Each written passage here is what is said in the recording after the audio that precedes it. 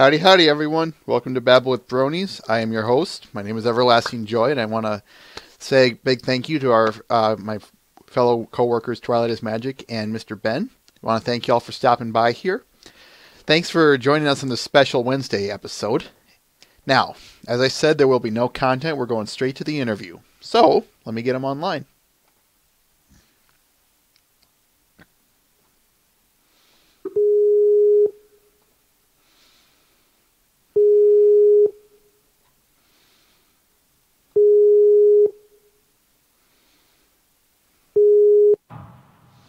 Hello? Hello. Can you hear me all right? Yeah, I can hear you just fine. Perfect. Chat, can you hear everything? It'll take a while for them to answer, but... It's okay.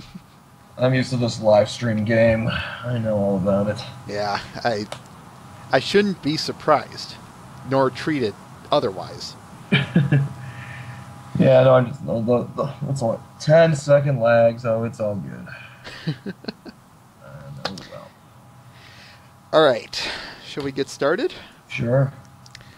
All right. First, I always like to start with these first 5 questions. Okay. For the record, state the name you wish to be... why am I having these brain farts? State the name which you wish to be addressed by. J or JHaller is fine. Please state for me your job within the pony fandom. That's a good question. I don't even know half the time. My job, I guess, is to be... I'm a video editor and slash promoter of other people who make videos would be, I guess, a very long and inefficient title, but essentially what I think I would describe it as. State for me your favorite MLP episodes. They can be per season or just your number one overall. Definitely Sleepless in Ponyville, because I am a giant sucker for Scootaloo and Rainbow Dash sister relationships. Just they got me in the heart right there. Some of the old ones I like. Sonic Rainbow was always my favorite season 1, and Lesson Zero, I guess, from season 2. So. Good choices. Yeah. Name for me your favorite pony from G4 specifically. You're making me choose, bro. This is no, actually it's not that hard anymore. It's Applejack for me. Nice. Now, if it's applicable, name for me your favorite character from any generation. It's not, because this is okay. Any generation, it's Applejack. So I just didn't watch any of the other generations. So. Fair enough. Fair enough. All right. So let's get started with our questions concerning Ponies the Anthology III. Oh boy, all right. Tell me how you got involved in it, in the sense of where, start from the beginning. So just in general, how I got involved with the Anthology crew and all that. Mm-hmm. My time with the people from Anthology started back right when Anthology 2 was in production. And it was kind of me being in the right place at the right time. You may have heard of a forum called the Round Stable. Mm-hmm. And they have a giant forum there. And one of the people from Anthology, Dr. Dinosaur, he is one of the big coordinators behind it, happened to be on that forum. And I made a post, because they were talking about BronyCon 2012 on their forums, just like, meeting up and going there. And I put like a thing saying, oh yeah, I'm trying to get like a PMV panel there. And, hopefully they'll respond to me or something. And then, actually, no, this is, yeah, wait, am I thinking of the wrong BronyCon? Yeah, no, I'm thinking of the right one, never mind. Anyways, so Dr. Dinosaur sees me posting about PMVs. He's like, oh yeah, this guy knows how to do editing. And I've been, up to that point, been making a lot of, PMV and parody videos and what have you. So he contacted me and said, so, yeah, I've seen your stuff, I like your stuff, and I was wondering if you would be interested in being invited onto for Anthology 2, to which I, instantly agreed, because Anthology 1 was such a big thing in the community at the time. It was something I definitely wanted to be involved in, so I accepted. and got from there. We went through the whole thing with Anthology 2. At that time, I was just simply making shorts for the project. I wasn't any kind of a managerial quote-unquote position within the whole project system. And we did Anthology 2, and that was well and good, and it was well received. And then 8 months later, I think it was, that we decided, it was just me and I'm not sure if you know who BwB, another video editor friend of mine. Mm-hmm. We were really sort of, yeah. We were bored, and so then we just said, okay, so like we have nothing to do with our projects. We kind of felt stagnant. Let's just go and start up Anthology 3. Like, it was on a very, very much a whim, and most projects of that kind of scale started up on a whim don't succeed. So I don't know what made us different in that regard, but we basically did Anthology 3, started it up because we were bored again. We're just like, we got nothing to do. Let's just torture ourselves for the next couple of months with this. So we did. We got a lot of people back together. We gathered up new people, and how Anthology, and that's when it was basically a case where all the people who were the lead people on Anthology 2 were still so burnt out after that they didn't want to lead it. So me and BwB came up with the idea of doing Anthology 3, and we kind of fell into managerial positions, and then I ended up being the lead on the project just because I was the one who was responsible for gathering all the people who ended up contributing to it, and then and doing all the organization with with conventions, and with getting the overall final product out onto the internet and YouTube. So it just ended up, I just kind of fell in, just based on how the effort I put in. They were just like, yeah, you can run it. Okay, I guess that's a good enough nomination. Like, I'm doing a lot of the heavy lifting, so why not just have me be the lead for this one? And yeah, and that was just kind of how that all came together, and that's like the very basics of it all. You said you were assigned project lead. In what? How do I want to word this? What did that job entitle? What did you do? Like I mentioned before, I was the person who mostly contacted people. We had, of course, people from Anthology 2 who we wanted to bring back into the project, but we also wanted to get new people who had not been a part of the whole thing yet. So I was responsible for getting a lot of the the new people, like inviting them in.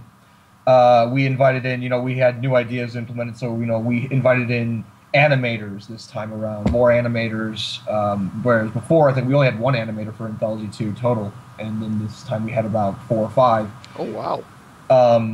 And then new ideas, like we have the source filmmaker community, which was not really a thing when Anthology 2 was being produced, but then during this production it is like it's a new part of the video side of the community. And so we got them involved a little bit. We got people from the community, like voice actors, Eileen Montgomery, or just people like that involved with helping us with our shorts for voice acting for them. So we expanded out, like I basically, in terms of my responsibility, was trying to figure out how can we try to make Anthology 3 better and bigger than it was before. And so part of that was expanding out to not just keeping it within ourselves, like it's just video editors making stuff. We expanded out to different parts of the community to get them included and involved. And the great thing was that everyone wanted to help us out. Like, people were so eager to contribute to the project and everything. So that was really something that was cool to be a part of. It's part, even though it was like, this is my job duty, quote unquote, it still was really fun to do. And then my other responsibilities included, managing people, making, basically I was the guy saying, "Where are your shorts? Why haven't you given me your shorts yet?" I was the guy basically hounding people, trying to say, like, where's your stuff? Like, we need you to get stuff done, like, by so-and-so deadline. And then in the end, was also responsible for putting it all together. So I was like saving all these files on my computer, and I had to put it all together, and we had to go through and find out what was the best order, or what we felt was the best order for the whole big project of all the shorts, rendering it out, cutting stuff that we felt didn't make the cut. And basically that it was just kind of a lot of the more, I want to say, managerial, motivational, and heavy lifting within the project, and all the while making my own shorts for the project as well. So I had to make my own material. So, what was your material again? I saw Anthology 3, but it's been a little yeah, while. that's fine. I don't know. There's a couple things I did that I did the one like I did the Valve intro, the very first thing you see Mm-hmm. in the project. That Valve intro I did. I did the well. You're probably gonna want to ask about this later, but there's a section that actually shows M.A. Larson. Yep, I do want to talk about that Yeah, one, that's definitely. right. But that one I did. The one with the Xbox, where it's actually like a PS4 advertisement the entire time, and like the Xbox is like the Terminator eye with the Kinect and stuff. That's what I did. It's like I forget my own material.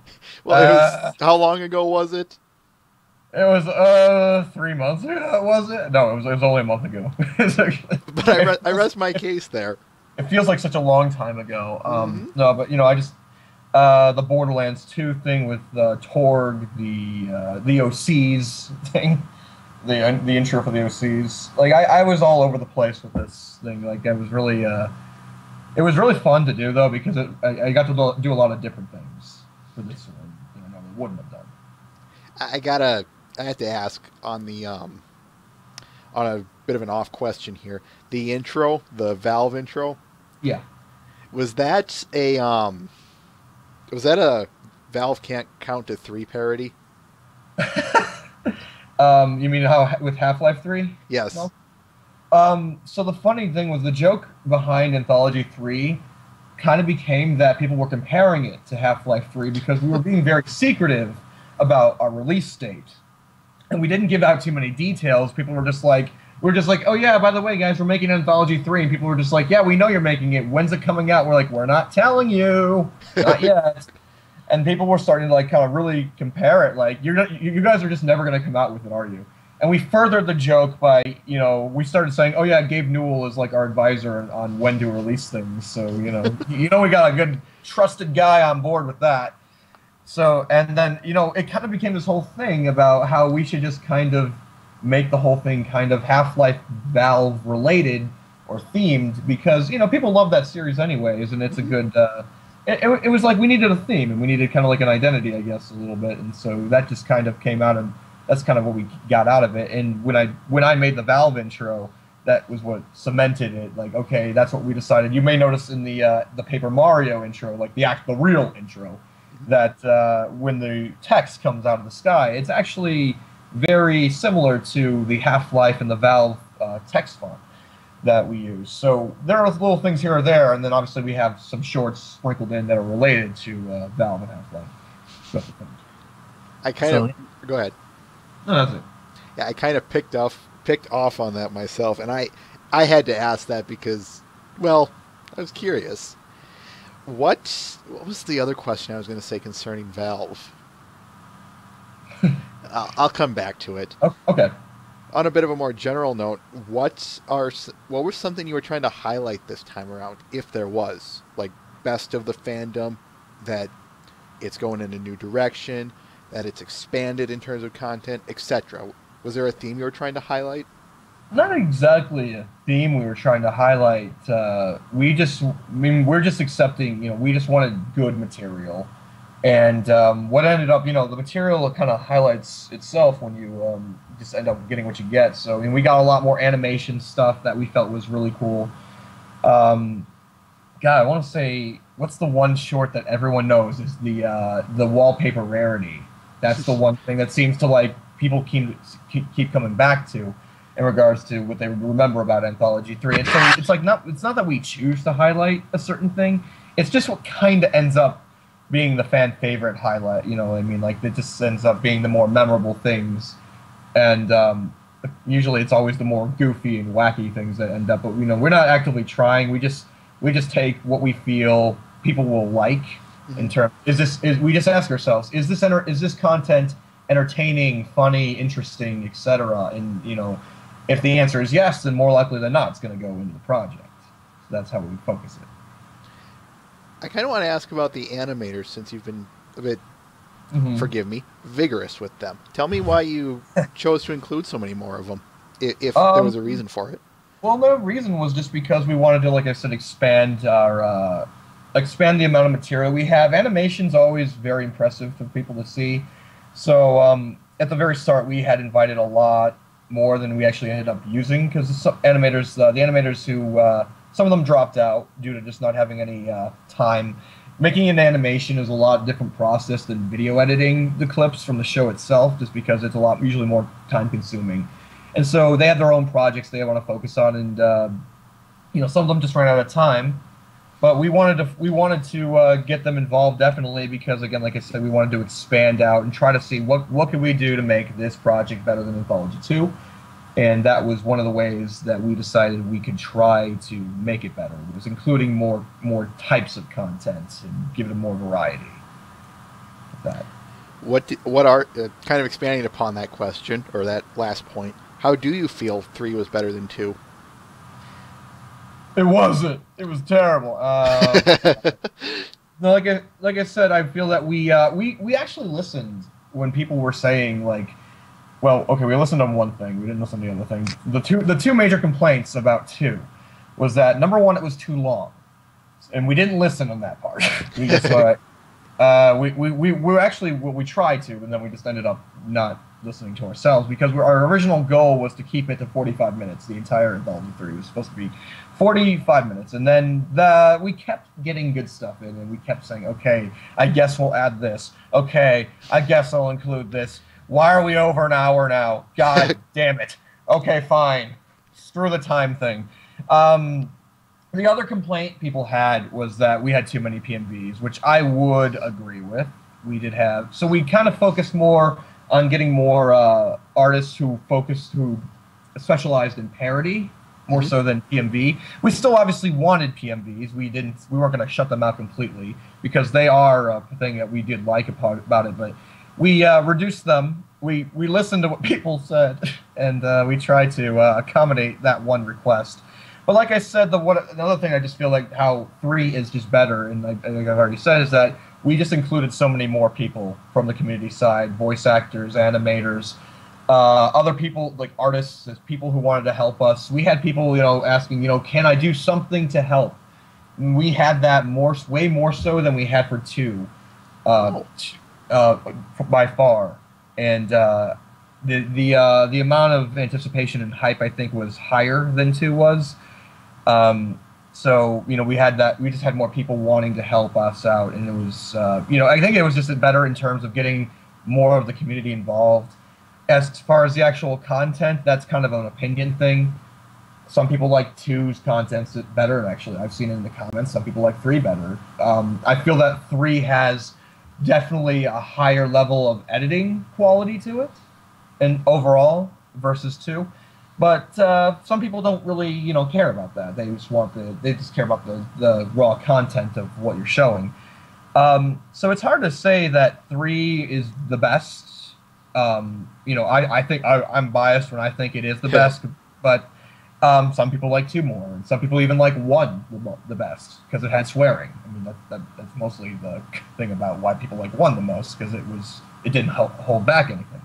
But like I said, we did a few things differently in 3 that were definitely, I think, we were evolving the whole process of making these big group projects than we did before. I kind of have to ask this one as a devil's advocate. Sure. Is there a place where we can see the just clips or bits of Anthology 3, not the entire thing? Mm-hmm.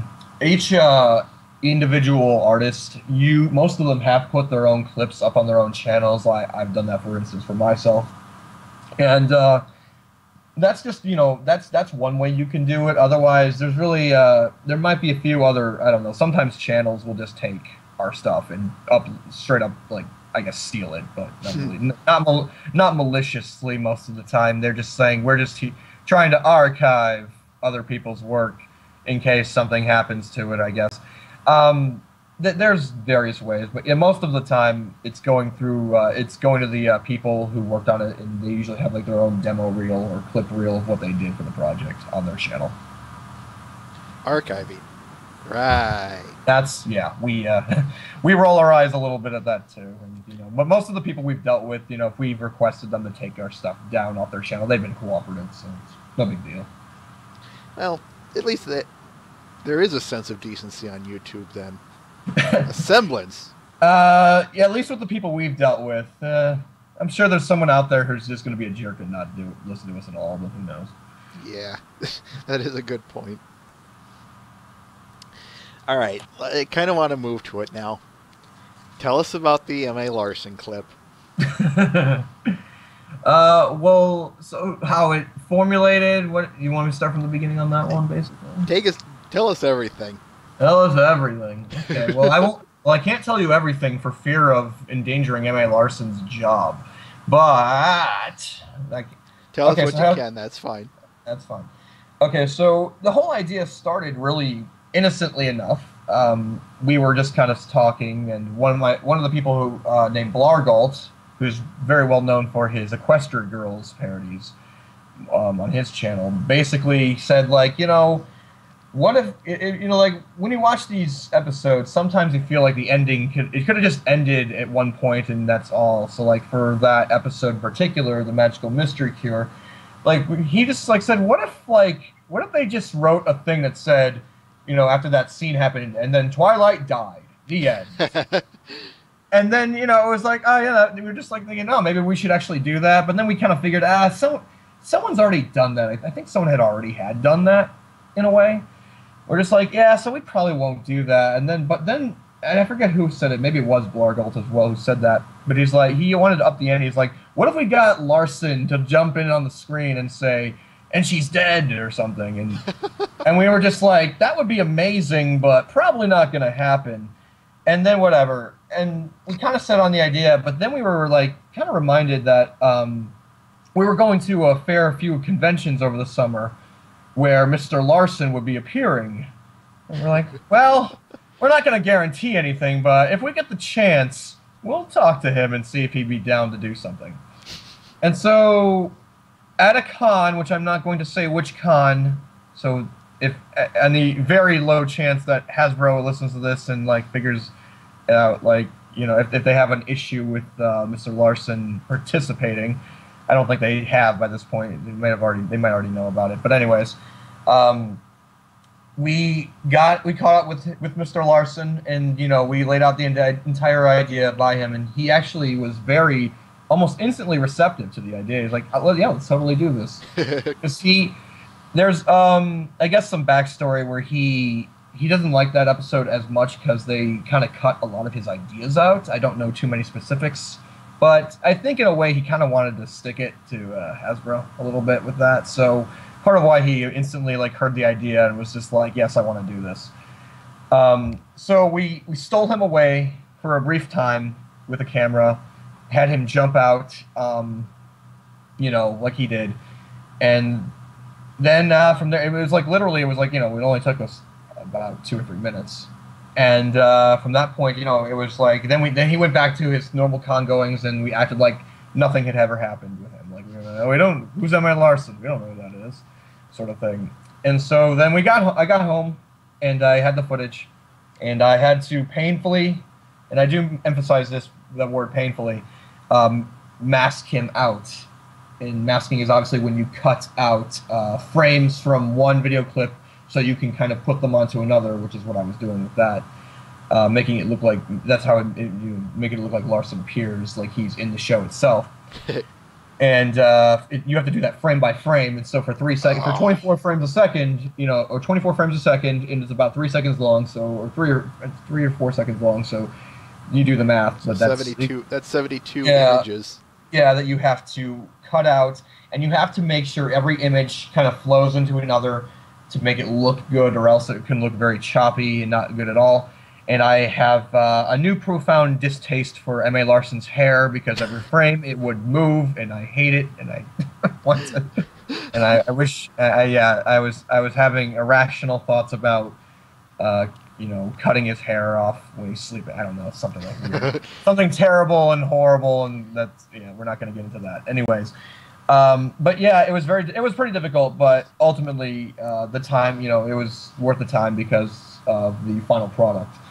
And then I tweeted out to Mr. Larson, months later. This is like months later after the final thing came out, and I was like, "Yo, thank you very much again for participating, for helping us out with this."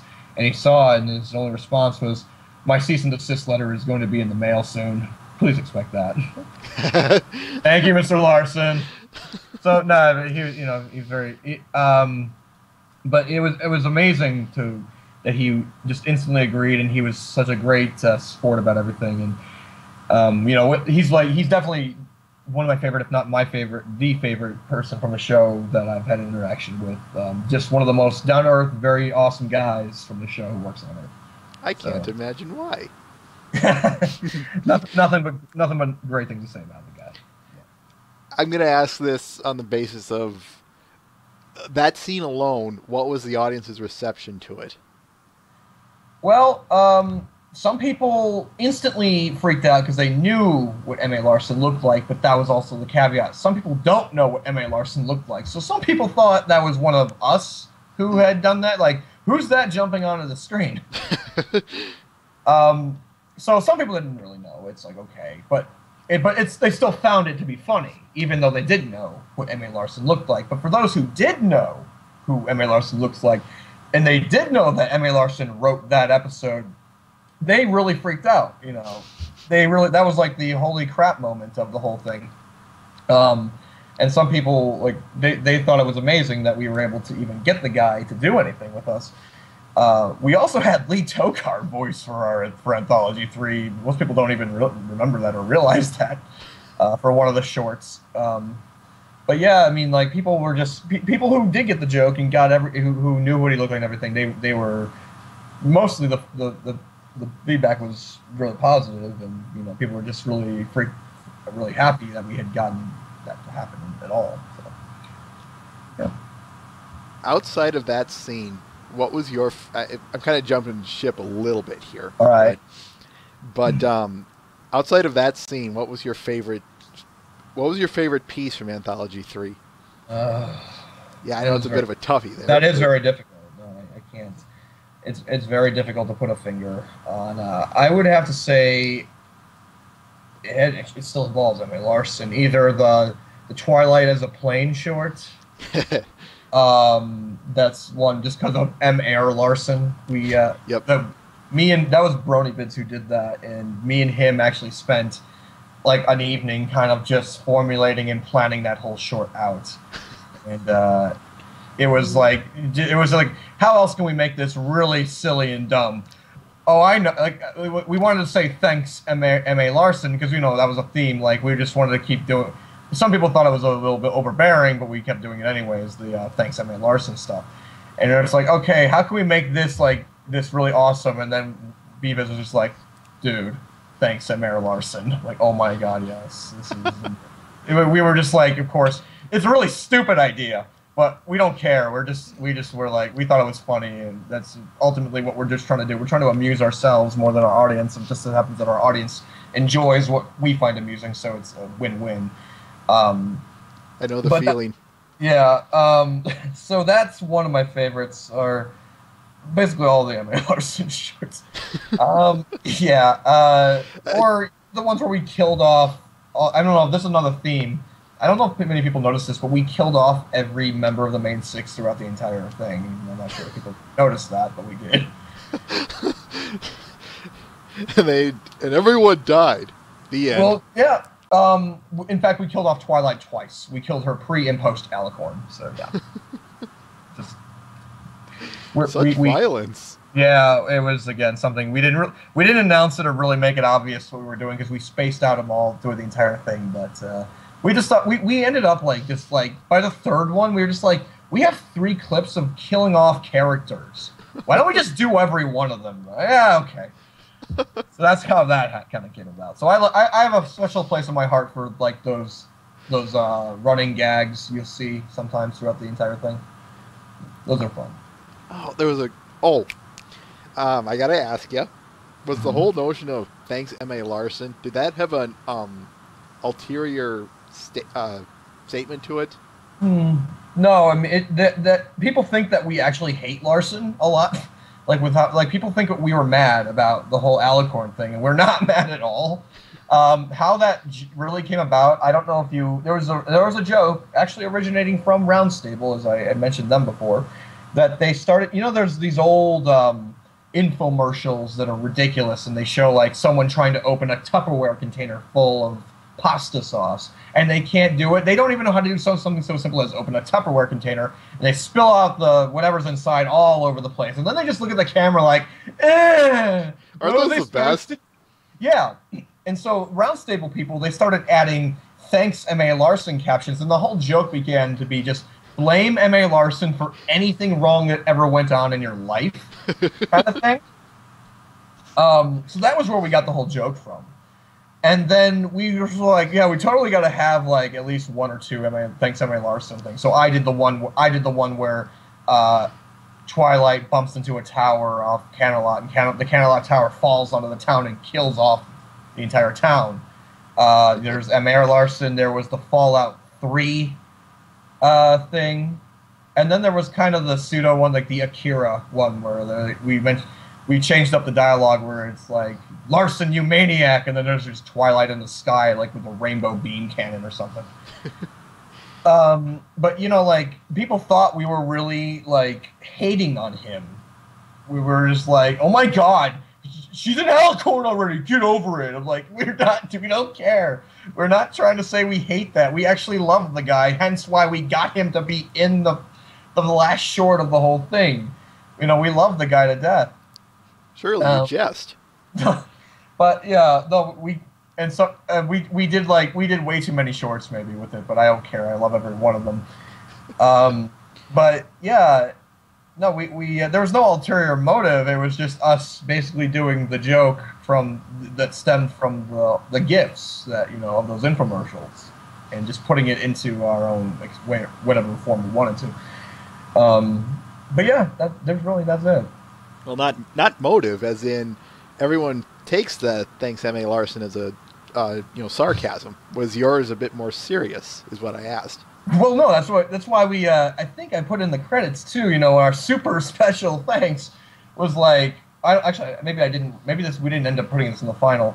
But we have Lauren Faust and Lee Tokar and M.A. Larson. You know, we said, and then I think either in parentheses, I forget if we did this or not. At one point, I had said, if you haven't noticed, we've been thanking M.A. Larson the entire video, like after his special thanks. Uh-huh. But no, it was like it was genuine. Like, you know, we genuinely were like, you know, we're thanking him with a few of those shorts. We weren't trying to be sarcastic about it at all, actually. So, yeah. But like I said, we love the guy. We do. You mentioned that I'm moving on a little bit further now. You mentioned that you edit videos and all that and such. I'll be moving to your podcast and such in a little bit, but I want you to kind of tell us how you got into video editing and what you do in the Ponyverse concerning that. Right. I got into video editing because of this show, and that's pretty much the story. Actually, there's a giant little story behind that. Not really, actually, not giant, but so. About a month after I started watching, and this was back in the ye old days of 2011. So, this was latter half of season 1 when I started watching.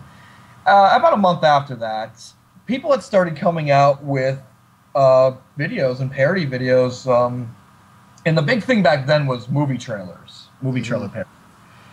And someone made there's actually, I shouldn't say someone, this guy I know. What's his name again? I've had because I haven't talked to him in so long. I know the BronyComs people. I don't know if you've ever heard. I haven't. There's some people who back in the old days, and they still do this, but they watched the episodes and they would do commentary. Shadro and Furtro. There we go. And Shadro, I believe, is the guy who's the main editor, and he made a parody of Scott Pilgrim, but he called it Spike Pilgrim. Oh yeah. And so that, you know, like I said, movie trailer parodies were pretty big. And he did Scott Pilgrim parody, and I saw that. I was like, wow, this is really cool. And I had just recently before this I had done a couple of Let's Plays, so I had some very, very, very basic knowledge of video editing. I knew how to cut clips, and that was it. Like, I knew how to cut a clip, and I didn't know anything else how to do it. And oh, I'm sorry, I knew how to open the program. That's a skill in and of itself these days. And so I saw the Spike Pilgrim thing, and I was like, it basically stemmed from the very basic question, I wonder if I could do something like that. And so I spent the next couple of days, gathering. I had to, downloading all the episodes we had at that time, all of them 360p, all of them with the Hub logo on it, because we didn't have the resources we have now, which was like, like a day after the episode comes out on iTunes, it's already up for download somewhere. Or, you can buy it off iTunes, I should say. Always buy your episodes. Don't pirate things, kids. Anyways, yeah, but, we working with kind of limited resources. Spent the next 3 days, and I deciding, what do I want to make, and what kind of video do I want to make. And I decided ultimately, since, Scott Pilgrim was the one I saw, and I'm a big fan of that director's work, who I forget who the director is. In fact, let me get a Google right now. Edgar Wright, because Edgar Wright's got such the word. I don't know why that name just it seems so plain, and I always forget it. But anyways, Edgar Wright's movies, and he's made like Shaun of the Dead, and the film. The first parody I ended up making was wow, I really can't think today. Jesus Christ. Oh, it's going to come to me. Edgar Wright Films. Hot Fuzz. Right, what am I talking about? Yep. I don't know why I had this massive brain fart. Anyways, well, I made the club. Right. So I made Hot Fuzz parody when I called it Trot Fuzz, which I got based off the Scott Pilgrim parody, because they actually had, like, from the director of Unicorn of the Dead and Trot Fuzz. So I was like, okay, I'll take Trot Fuzz. I'll just do that. And I made that video with basically learning as I went. So I didn't know anything about lip syncing or slowing down or speeding up clips or anything like that. And to make and I just did the best job I could over 3 days.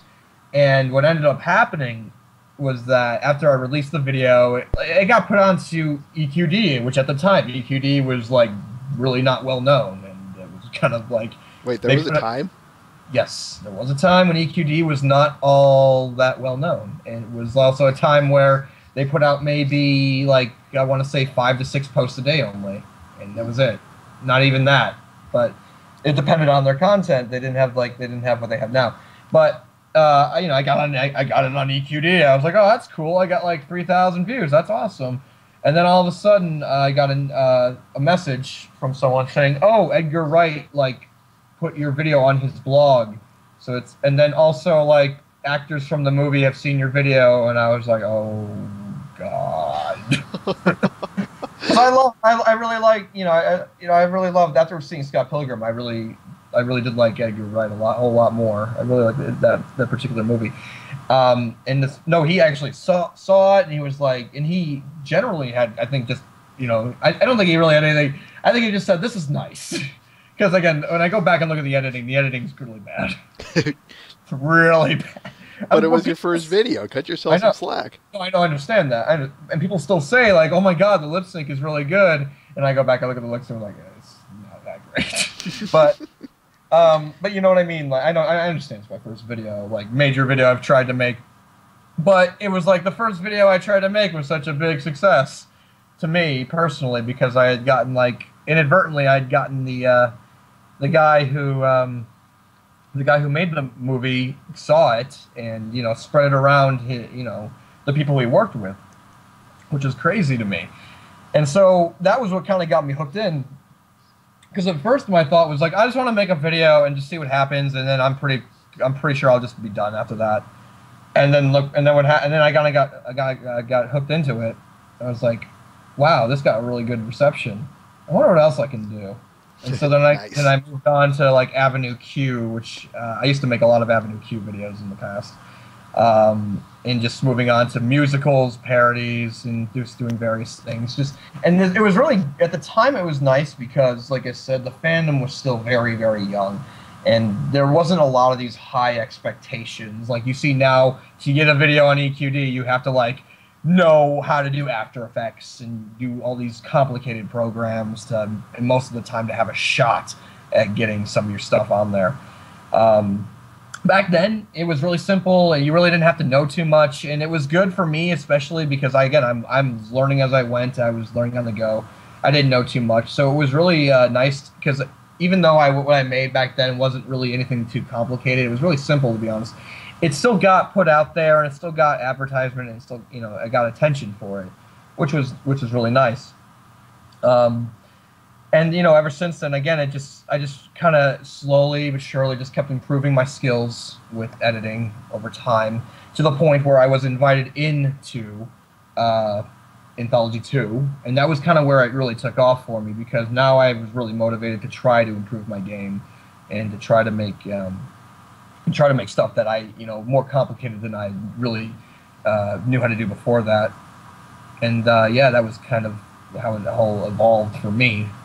It was right place, right time, I guess, with where I was skill-wise. And now I know how to do a lot more than I used to do. I'm still like nowhere close as good as a lot of the other people who make videos in this fandom. I would say I'm probably not even in the top 10 like video editors total, but I still know enough to get by, I guess, enough to handle myself. I know how to do some. I know what my strengths are, and I play to them as best as I can. And basically, I just do what I do now. I guess I do what I do to make myself laugh, but I also, it's also about. I know a lot of what I like is what my audience tends to like. So whatever usually makes me laugh will make my audience laugh, and yeah, that's just where I'm at right now. I just make stuff for fun. Like I used to be all ambitious and I want to get noticed in the fandom and stuff. I'm like, okay, well now I'm at this point where I'm like, okay, I guess people know me. It's not even because of my editing work, but oh well, here I am. So I really like cooled down on that, and just I really do it more for fun now, more than anything. This one I am kind of playing as a devil's advocate again. So what made you move from from these video editing, as you said, from a more serious standpoint to where you are now? To the top 10 stuff mostly? Yeah. Well, that wasn't something I moved into exactly it was by choice, but it was something that really snuck up on me. So I wasn't the first one who did this top 10 stuff, as you may or may not know. There's a guy named the Movie Brony who started this up, and right around the time I started video editing was when he started doing top 10 videos in 2011. And he did his thing.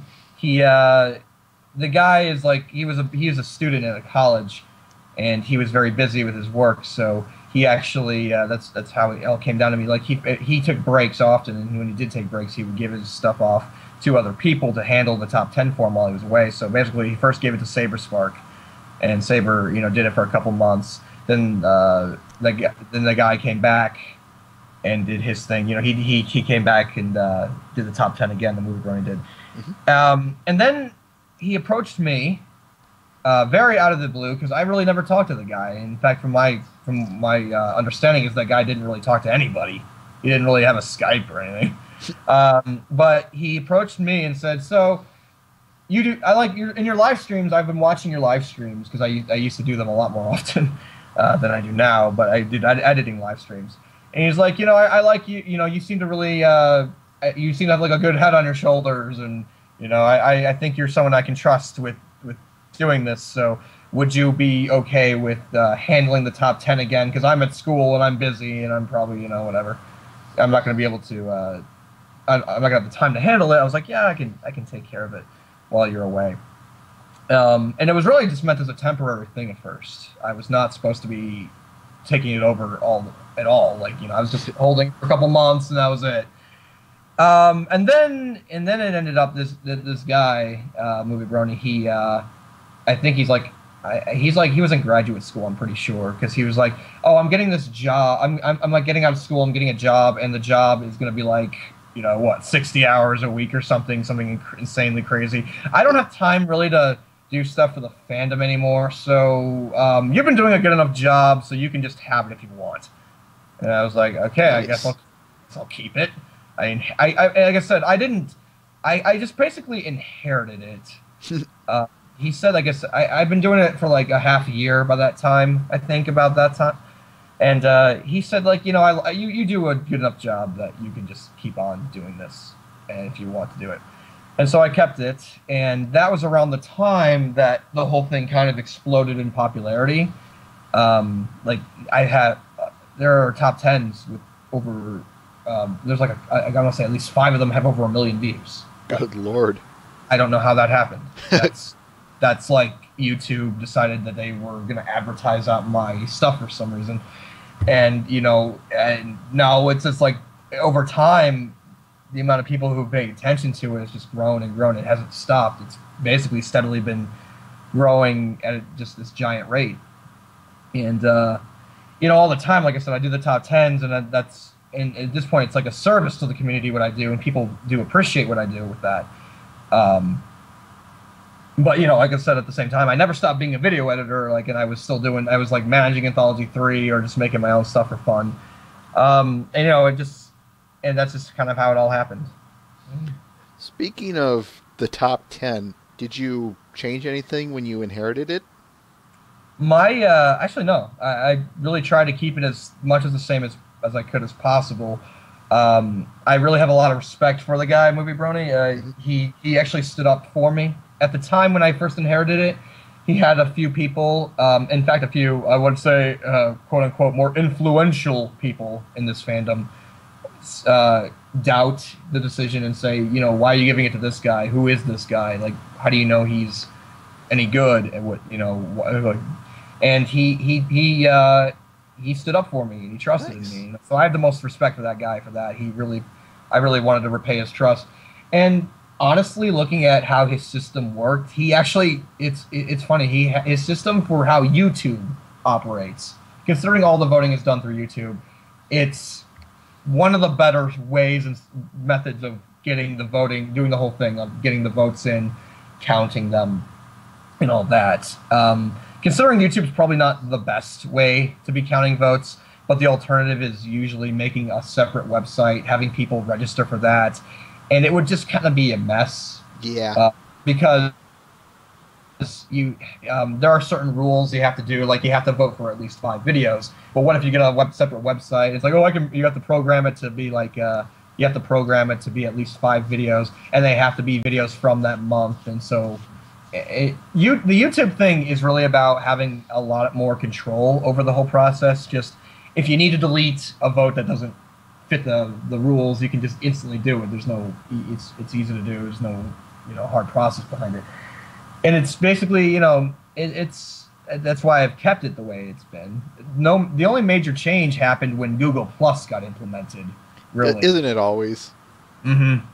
And that wasn't even really a big change. It was more along the lines of people used to be able to vote for their own videos, but they can't do that anymore because now it's like, oh, say we get like a very popular artist starts voting for their own video, and that'll draw more attention to their video over other potential candidates. So it's like, okay, to make this as unbiased and people aren't being influenced by, popular things. They want to be. I'd rather people vote on what they feel is good and not what's just simply because of something's popular.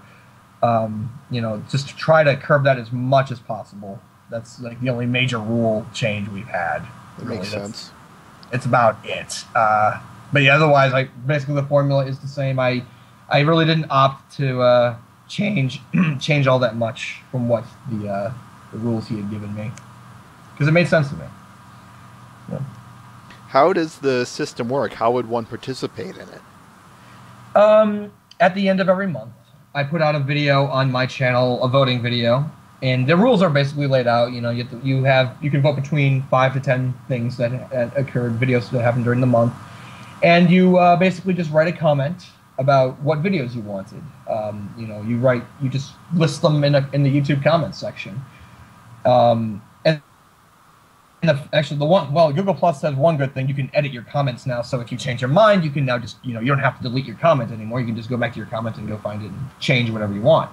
So that's one nice thing, I guess, about it. Also, you can write as much, there's no character limit anymore. So those are my little good things over the greater evil, I would say. That's a good way of looking at it. Little things, I guess. But you vote, and then you have you have a week to vote from the time that the voting video comes out, and then when it's all over, I close the comment section down, so there's no more confusion about votes or anything, and then I just go through it and I just record the amount of votes for a video, and then put it out the next day. Usually it's the next day I'm able to get the video out for the voting. What do you think makes your top 10 videos stand out amongst the others? I've seen a couple. There's a couple people have tried it. Often imitated, never duplicated, sort of thing. Mm-hmm. Kind of what other people do that what ours does. I should say I say ours, I mean mine and Movie Bronies, because it's evolved over time. Like actually, when Saberspark had it, he added honorable mentions. For instance, like that was something that wasn't there before Saberspark, and then that was kept on. So it's kind of been a thing that's evolved to involve more people.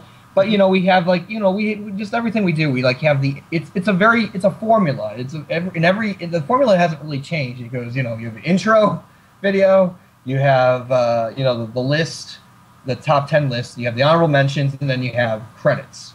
I mean, the formula hasn't changed. But I think people appreciate the extra work, the fact that we put an intro video and outro credits and a song. And, I've seen other top 10s where they don't give credit to artists. They just say, this is the video and this is it. And they don't have like an intro video or something that eases you into it. So I'd say like production value is probably one thing, and that part of that just comes from me being around so long with the editing scene and just knowing editing. Just various editing things that maybe other people don't know. I mean, it's not that what I do is really, it's not any more difficult. It's just a matter of effort, putting the effort in. You know what I mean? So, production value and effort. And it's just a trusted system.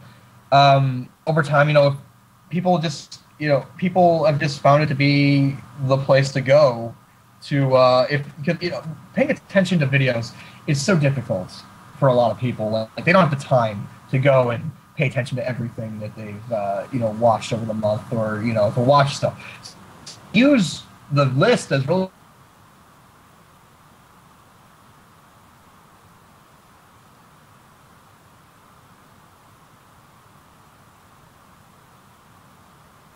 Oh boy.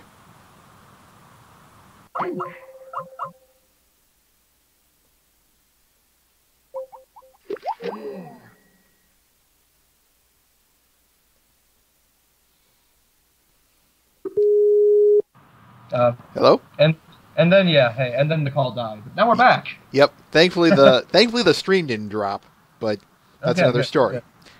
Carry on. But where was I? I said other people's lists just have some strange choices, some self-insertion stuff. I want to say their own videos are on their list, stuff like that.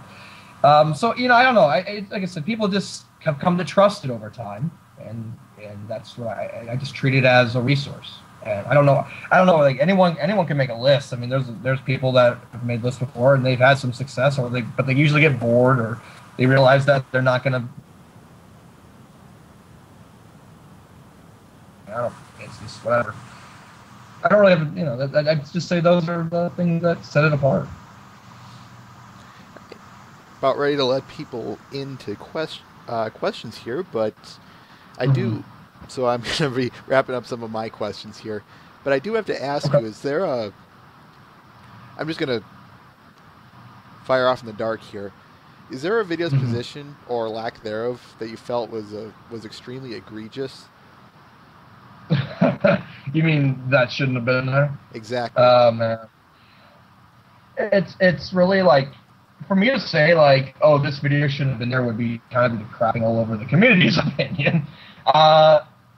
But and also, I never agree with the community vote ever. I never ever do because partially because I know a lot of the hidden stuff, like a lot of the stuff that went under the radar that should probably get on the list. That's like, oh, it's not there. Oh well. So I really don't have any particular example in mind. I would say there's some. I can't without listing specific. Anyone's feelings. I mean, I've seen videos that have gone very high on the list. In my opinion, the quality of such videos has been extremely low. Like the writing or the animation or the video editing has just been kind of very meh compared to what else is out there. But because it's made by a popular person or something, that just gets higher than it really should be. That happens a fair bit. And you know, I can tear my hair out over it all I want, but it's not going to change it. Like, you know, I've had a few times I've shaken my head as I put a video into the list, but it's really, you know, it's not my place to say, you know, this is the community vote. This is what the people wanted, and it's not my place to change things around or to manipulate what the community voted. All so, you know, I don't have to like it, but that's fine. It's just my opinion. Other people's opinions are, you know, they have their own opinion, that's fine too. And you know, sometimes I'll just make, you know, sometimes I'll make personal lists, like, you know, or these are like some of the underrated stuff that maybe people, I'll make a list of that sometimes if I feel that there's enough stuff during the month that warranted it. But you know, it's hard, I can't say any one specific thing really set me off. That's understandable. We got time for one more question, and from my end anyway. All right. Actually, nah, I'm going to call it. So now we're going to move to the audience questions, folks. Sorry about that. All right. I'm jumping around here, I know, and I'm somewhat sorry for that. I am so judging you hard right now for that. So, okay. I'm done judging now. You should have seen the face I had there. It was just one stern blank look, like, yep, exactly like that. Kind of like in your picture here, which, by the way, good choice of picture. That's a good comic. Oh, I like that. I just like that expression. It's amazing, actually. I don't know. You don't allow swearing on your podcast, I would assume. Most people Believe it or not, I have let loose a swear, so. Well, that's fine, but I don't like to assume and just go off without it, because my own podcast is like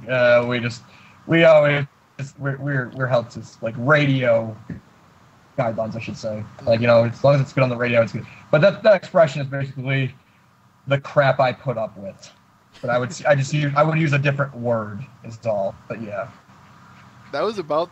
Have you read the comics? Just by an off question. Yeah, a couple of them, but I haven't really gotten into it as a lot of other people. But no, I like the comics for the most part. What I've read, they're good. Right. And cool. Good. I can say the reason why kids love the taste of Cinnamon Toast Crunch is the cinnamon packed flavor in every bite. So, right on. Young Discord had that question, so I hope I answered it great for him.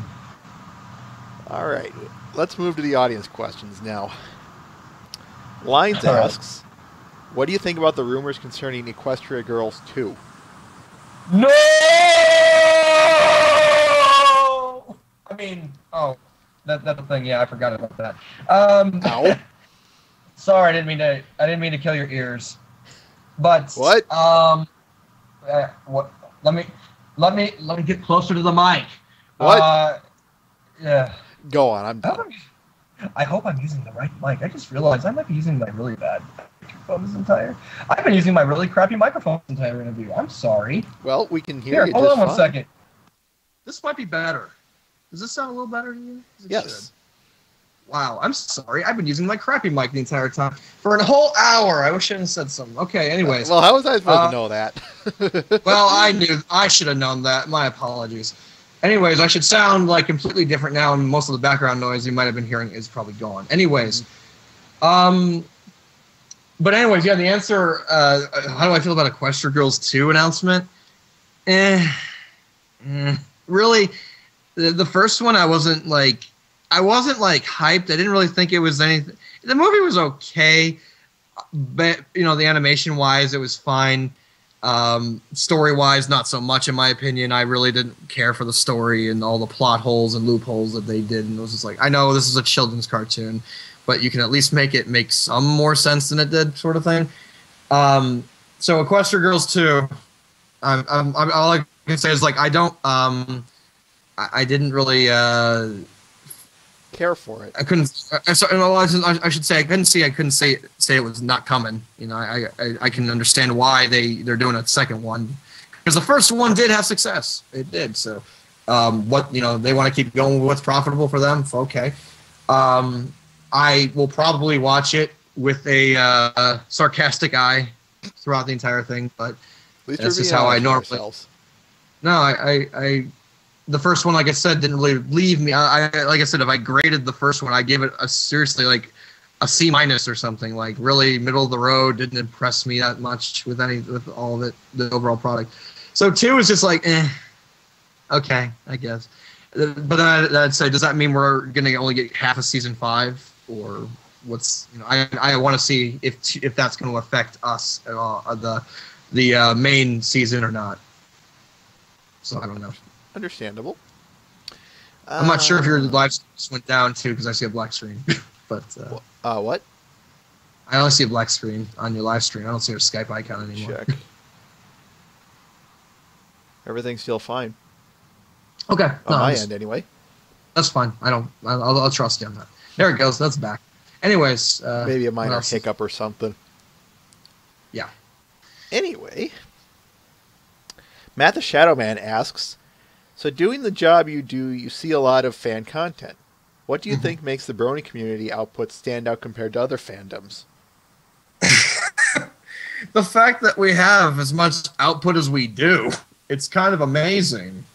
It's really kind of cool to see that this show has inspired such a large group of people to want to create something, anything. It's not just videos, it's music, it's fan fiction, it's wood carvings I've seen people make stuff. But it's what sets us apart is the fact that we have such, it's not that we have the output, it's that we have such great talent behind the output. There's really been a little bit of a competition to get better, a little bit. A lot of people are motivated to try to like show that they love the show more than other people is kind of how I put it. That's a good way to put it. Like, I like the show more than you, so I'm going to put more effort into my video than anyone else ever put into their videos, sort of thing. But what ends up being the competition is always good, you know, for consumers.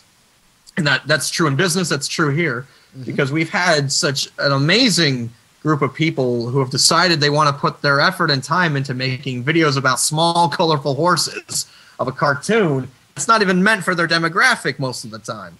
Yeah. And it's amazing. You know, if you compare that to any other fandom, no other fandom has what we have. And it's something that's really something that's special to be held tightly and cherished and hold tight and don't let go ever. Or no, not that.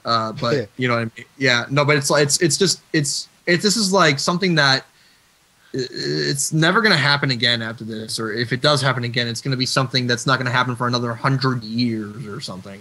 This is one of the most unique cases of community that I've ever seen, and that the world probably has ever seen, and it's just amazing how the quality that we're getting, and the quality really, and how it hasn't really dropped off a whole lot. The quality is still, been consistently good or great. I don't know. I'm just gonna sit here and gush about the fandom for like another 20 minutes. Don't mind me, kind of thing. You know what I mean? But you get what I'm saying. You still there? Yeah. Okay. Yeah, I thought there was a sudden cut off there. Anyway, Diamond Heart asks, how long on average does it take you to make and edit a top 10 video? A week. And what I mean by that is, week, 8 days, because from the very first period of the voting lasts a week, and then I'm usually able to get the video out the next day. And the only reason I'm able to do that is because I am constantly pruning the top 10 voting. Like, you know, people don't they'll vote for like one thing, and, you know, the rules say you have to have 5 things, for instance. So I'll be constantly pruning, getting rid of votes that aren't valid, essentially. And I don't leave it all till the very end, because if I just let the voting go for a whole week without doing anything to prune that, I'd be getting the video out like it took me an extra day or 2 to get it out. So really like the entire time of that whole week I'm proactive and getting people who don't vote correctly, you know, getting their stuff out of there because they're not valid to make room for all the other people that do read and follow the rules. And then so basically by the end of the voting period, it's mostly set up. And then to edit it all together, it takes a couple hours. It's really just getting all the videos off of YouTube and then just finding what part of the video is a good spot to showcase the video for. And that takes always a couple hours to do. And most of the time what ends up happening is I'll have all that done, and then I'll leave it to the video to render and upload to YouTube, and like, you know, I'll go to bed, and then when I wake up, that, you know, the video's already, you know, fully uploaded on YouTube, and then it's just a matter of adding, you know, the links in the description, all the little any annotations, just all that stuff. So like I said, I couldn't tell you in hours, but it's like, you know, I'm proactive throughout the entire week of the event happening. That makes sense. Where was I? Thunderbolt asks, what profession, other than your own, would you like to have? Professional. I do nothing to get paid for it, so slacker would be a great profession. Then I get bored, but I get bored of that real quick. So basically, you know, what I would like to, you know, whatever it is, what I do now is completely not related to, you know, what I really do for a job is not related at all to you know, editing or anything. But that's the thing. I don't even know if I would like to be a professional editor. Really? Because that entails being told what to do, and you have to, you know, you have to make a specific thing, and you're a lot of times you're very strictly held into what you can do, and there's not a lot of wiggle room.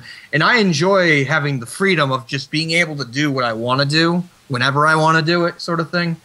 So I don't even know if being a professional editor would be what I'd like to do, but I think based off how Anthology 3, how I handled that, I think whatever, if I had another job, it would be some kind of thing to do with directing or project planning, would be something I'd like to do.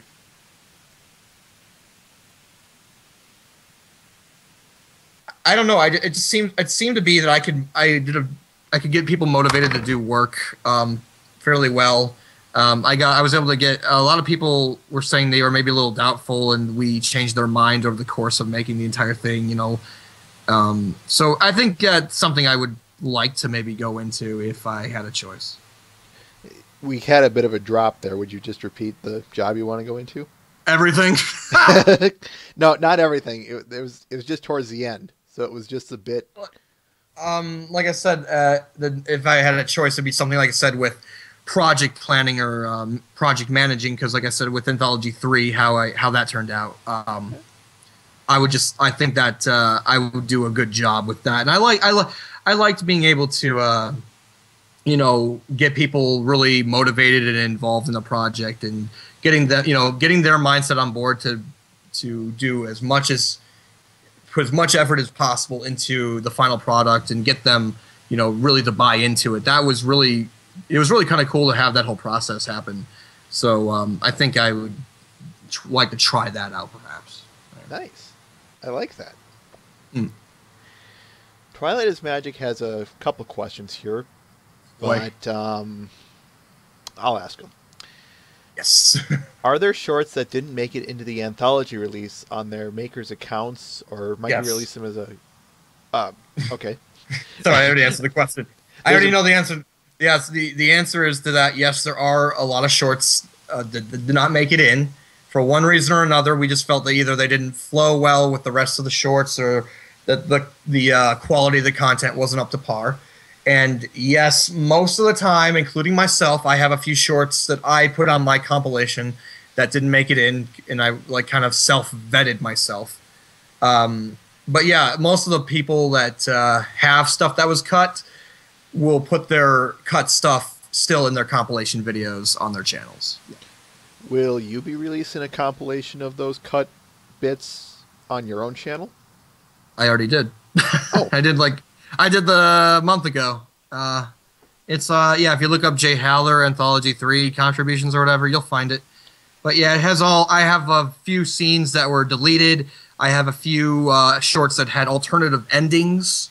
Mm-hmm. So stuff like that. Yeah, that's all on my channel. And for the other people who had the same deal, they I'd say most of them have their stuff on their channel too. His second question is, what kind of short do you like the most? I don't think that means your favorite one. I think the categorization of the short. Yes. It depends, because I can't say I like parody more than a PMV or anime. I mean, it's hard to say I like one thing more than the other, just because it depends on the content itself. There's some excellent PMVs. There's some excellent parody videos we saw in all the projects, all the anthologies. So it's really, I can't answer that. I don't have a preference, to be honest. I can't say I prefer any one over the other. Okay. Mr. Ben asks his usual questions here. Oh, he's a regular, I see. He's our he's our moderator. One of them, anyway. Thank you very much for what you do, sir. Okay. Chocolate, vanilla, or strawberry, or other ice cream flavor? Oh, vanilla. I'm very bland and boring when it comes to ice cream, at least. But if you ask me the same question with cake, it's chocolate all the way. So there you go. Nice. If you could choose to manipulate any two of the four classical elements, that is earth, air, fire, and water, what two would they be? I don't know. If I do air, can I fly? Sure. Is this like? Is this a what's it called? Avatar? Airbender Avatar thing? Because I don't watch Avatar. Okay, it's not really. Okay, so I'll do wind so I can fly, because who doesn't want to fly? So it's like earth, wind, fire, water. Yep. Crap. You get two to manipulate. Only two? Why can't I just use the 1 power, 2 powers to knock out the guy who's offering me the deal and then steal them all? Why can't I just do that? Probably because the guy's I'll play ball. I'll say wind, and I'll say water, because if I'm going to conventions, I can hose down any people who I particularly don't. And there's always one or two people who need to take a shower. I'll just say that. There we go. That's what I'll use my powers of good for. Well, don't go after me. Well, take a shower. You'll be fine. That's a rule of convention. Take a shower every day. There you go. Yeah. So I'm told anyway. The shower bit. Yeah, no, it's simple stuff. Here's a good one. Lines asks, if MLP was going to be remade as an anime, would you watch it? You mean I can't? It's already being remade into an anime already by a couple. No, it's like there are some people who've already made some anime parodies. Is what I mean to really say.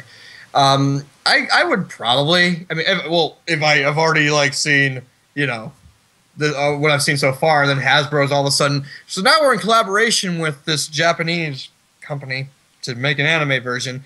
I think everyone would check it out.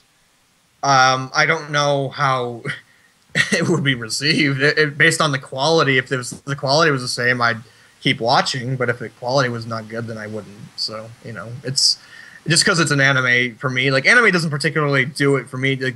I'm not huge on watching it. Mm-hmm. But if it was good, if it's good, I'll watch it. But just because it's anime version wouldn't be an auto yes, I will watch every episode and everything. It's like, okay. Thank you. Someone gets it. I hope I got it. At least with your opinion. That's right. All right. Thunderbolt asks, what is your favorite film of all time? Oh. Why? Why are you making me choose this? This is terrible. As I stand up here and look at my movies. I'm going to take it as a huge collection. No, it's not actually. I'm one of those people that I will not buy a movie unless I really, really, really like it. Sort of person. Well, there's Ponies season 1 and 2. That's a movie. No. Okay. Yeah. It'll be. You're making me choose this, but I will say the safe choices for me is Shawshank Redemption. There you go. Okay. Good choice. Yeah. Thanks. Thus. Let's see.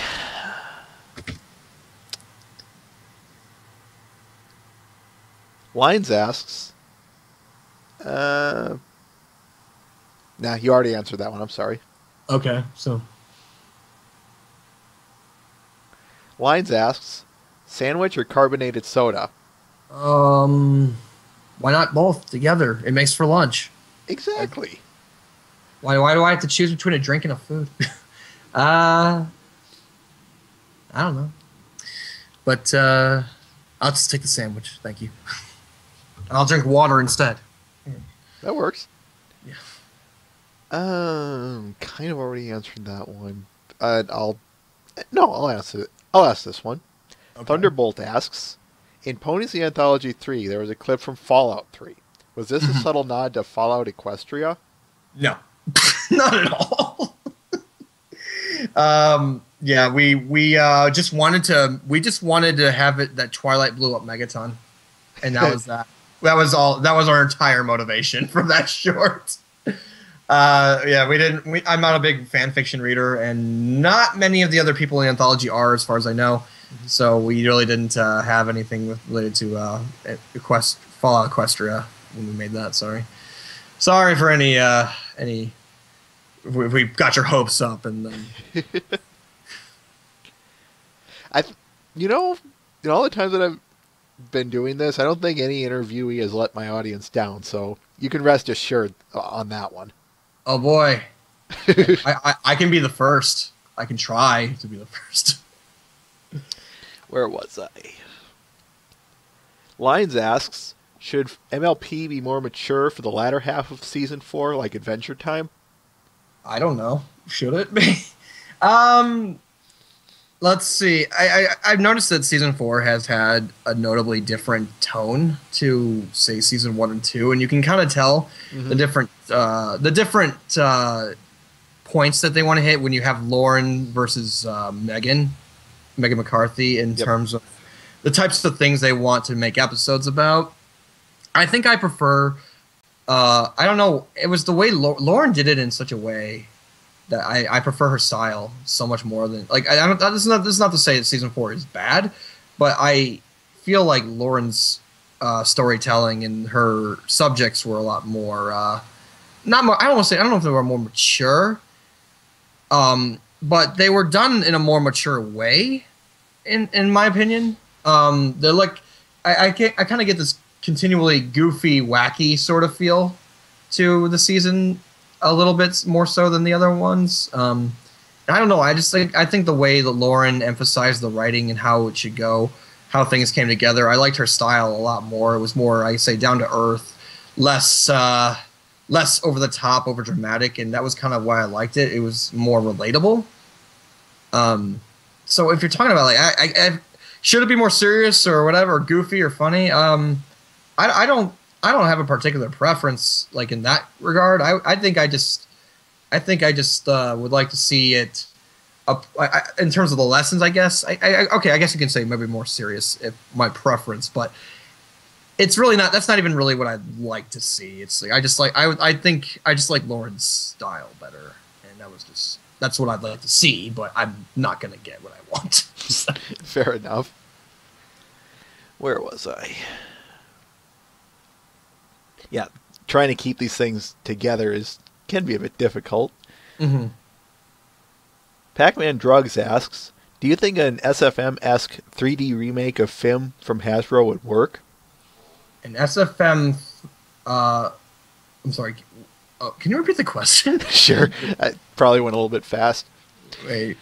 Do you think that an SFM source filmmaker-esque 3D remake of Friendship is Magic from Hasbro would work? Oh. Well, did they want to put the time into that animation? I don't. As like a fan thing, like you can maybe, if you recreated one episode, that alone would take a giant amount of work.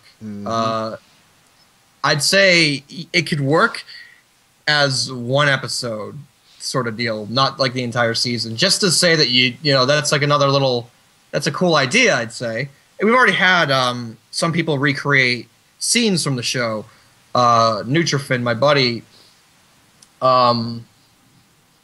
he recreated "Smile," the song "Smile," Yep. pretty much from scratch or with SFM. And so I've already seen it. Parts of it can be done. It's just a matter of who wants to put the effort forth. I think it could work for one episode. Lions asks, "What's your opinion on bacon?" Bacon's great, and I'll hear no other opinion of it. So. Where was I?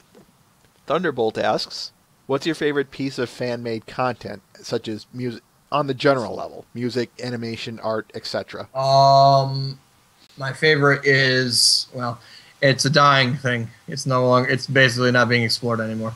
And actually, that's not true. I still like the PMVs, specifically ones that tell a story with the clips in the song.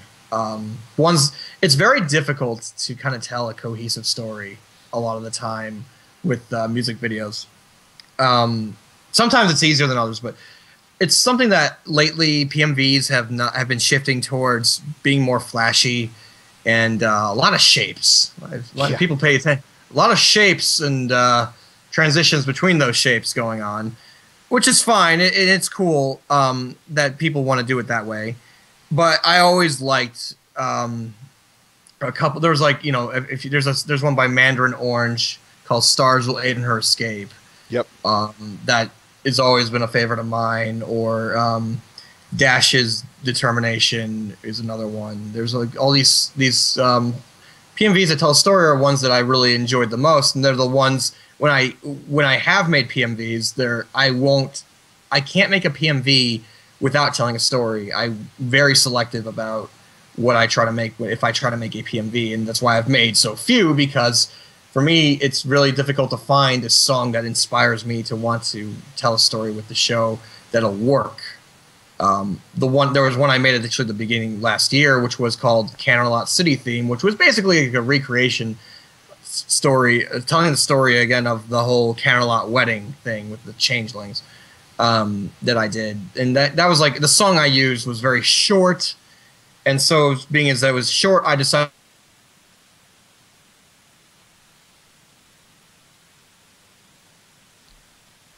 the end I felt that was really worth it. So like that's the type of stuff I really enjoy more so than anything, you know. Animation's nice, and good animation's it's nice to see, but it doesn't hit me emotionally as much as those types of things do. Okay. Let's see. I already did that one. Mr. Ben asks, "Will there be an Anthology 4? I don't know. Because we every time, and this happened the second time after Anthology 2, they asked us, "Will there be an Anthology 3?" And we instantly said no, there never is going to be another anthology ever again. We were sick of it, we're tired of it, we don't want to do it anymore. And then look what happened. So there's definitely people who are talking, throwing ideas around for it, but there's nothing serious at all happening with another anthology right now this second. If anything is going to happen, it will happen in a couple of months. But it's not going to be right now. It's definitely we are definitely just like recovering, and if people want to step up and take the reins and want to try to make a fourth one, then you know that'll happen. But the right people have to be in place. Like, you have to have certain people who are willing to take up the leadership positions, and you know, it has to be. You have to give people time to recover, like I said. So at this time, we don't know. Maybe it'll happen. Maybe it won't. But we'll see. Thunderbolt asks, what is your favorite game of all time? Again, why do you do this to me? Because I'm evil. You make me choose. Let me stand up again. Oh God.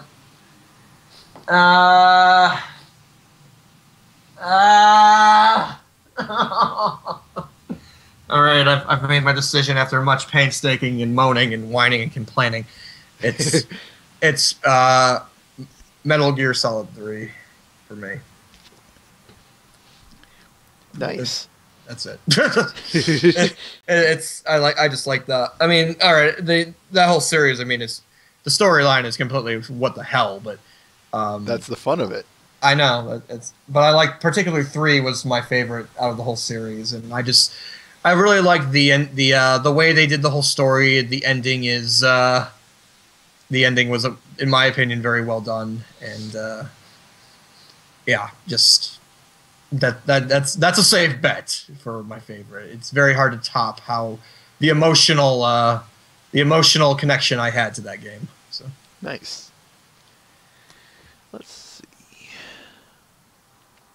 Matt the Shadow Man asks, "What's your opinion on season 4 thus far? Any highlights for you?" Overall, I like it. Despite it, like I said, being before, it definitely has a different feel to it.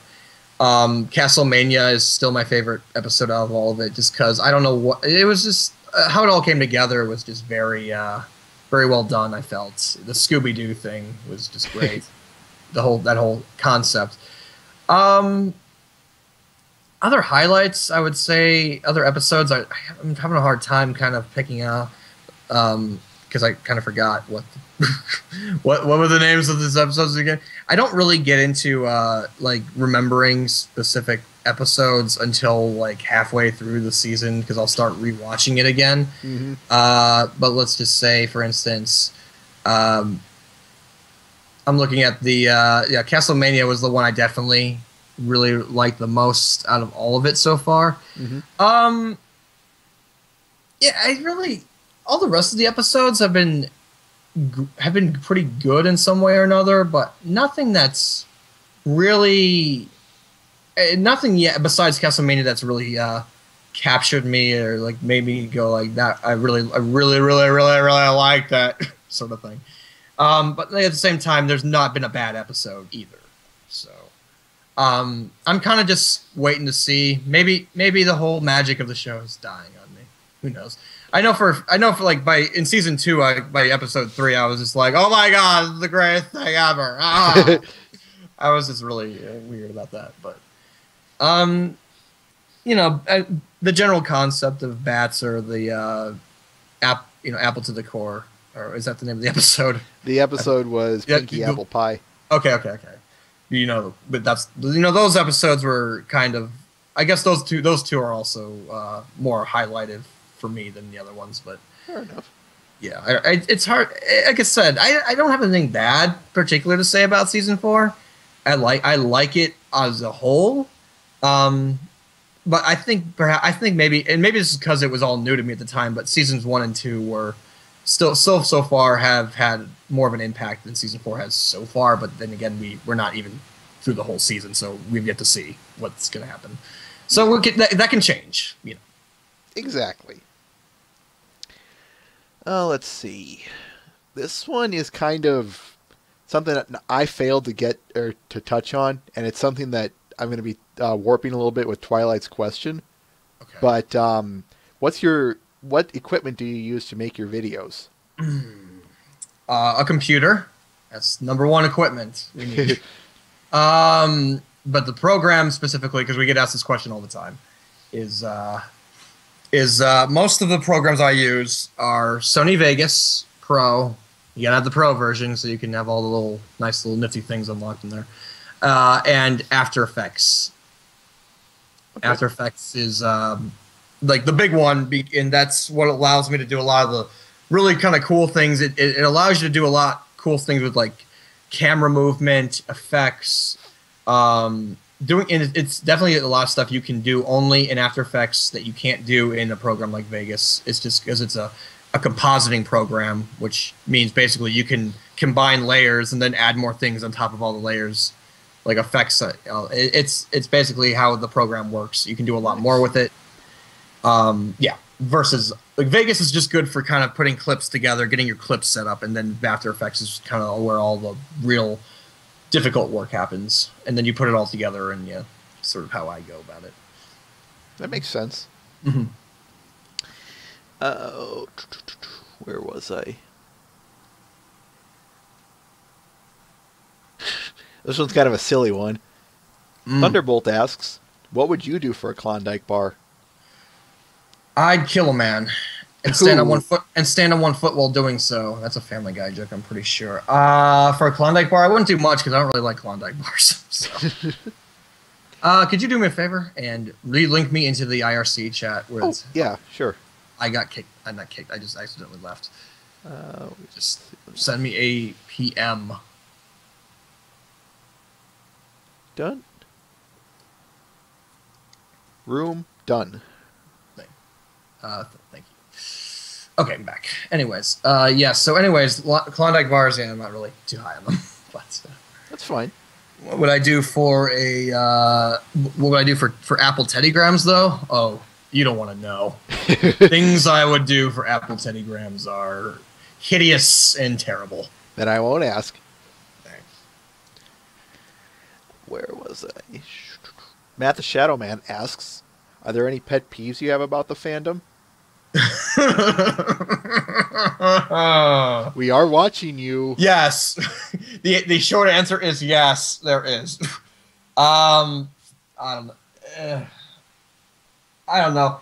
Basically, if you want to name like the number one pet peeve is there's a lot of there's a lot of unnecessary drama about small cartoon horses with certain people and groups. Mm-hmm. I'm just like I'm just like guys, this is a cartoon. This is not to be taken that seriously. So please don't do this. And then no one listens and they do it anyways. And I'm just like, okay, well, I'm out. You actually expect them to listen? Yeah, I tried to reason with them, but you can't reason with people who've gone insane. But it's I stay out of it. I used to get way more annoyed because I used to be more involved with the people who were the drama people. But that's one nice thing about the PMV community in general is that we actually are probably the least drama-filled part of the community, as in we have one drama episode once every year? Really? Maybe? That I can remember? It's just like we are, in my opinion, some of the more low-key, chill dudes and dudettes that are a part of this community. And I'm very thankful for that I don't have to constantly be like going on Tumblr like saying, guys, stop it. Ronald, stop. Okay. You know what I mean? Like, I just don't have to like constantly be telling people like calm down or whatever. Because we don't take it that seriously. We just have fun, and it's something great about our side of the community is we don't really at all feel the need to like say, well, why is his video get more views than my video or something stupid like that. So it's like whatever. We all know we're all pretty good about that. So I'm very thankful for that.